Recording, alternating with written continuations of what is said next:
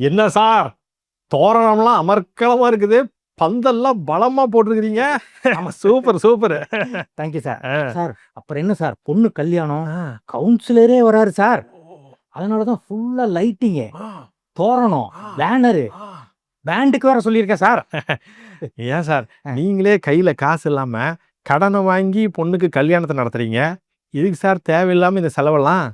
Sir councillor வரும்போது photo எல்லாம் எடுத்து சோசியல் மீடியால போட்டா தானே சார் சிறப்பா இருக்கும். ஆ.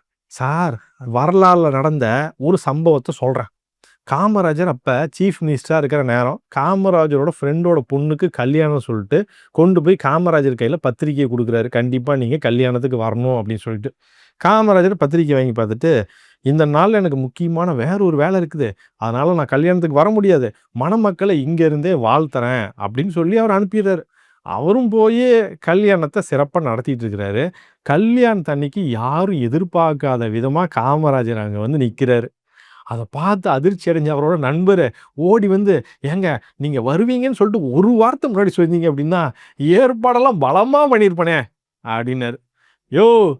நீயே கஷ்டப்பட்டு கடன வாங்கி பொண்ணுக்கு கல்யாணம் நடத்திட்டு இருக்கிற. இதுல நான் வரேன்னு சொல்லிட்டு, அத பண்றேன், இத பண்றேன்னு சொல்லிட்டு செலவ தூக்கி தல மேல வச்சுக்கிருவ. அதனால தான் நான் சொல்லாம வந்தேன். கல்யாணத்துக்கு வந்தாச்சு, மணமக்கள வாழ்த்தியாச்சு, சாப்பாடு சாப்பிட்டு கிளம்புறேன்" அப்படின்னு போயிட்டாரு. இந்த மாதிரி எளிமையான தலைவர்களும் நம்ம ஊர்ல வாழ்ந்திருக்கிறாங்க. எளிமையா? அது எதுக்கு சார்? காலத்தின் கொடுமை.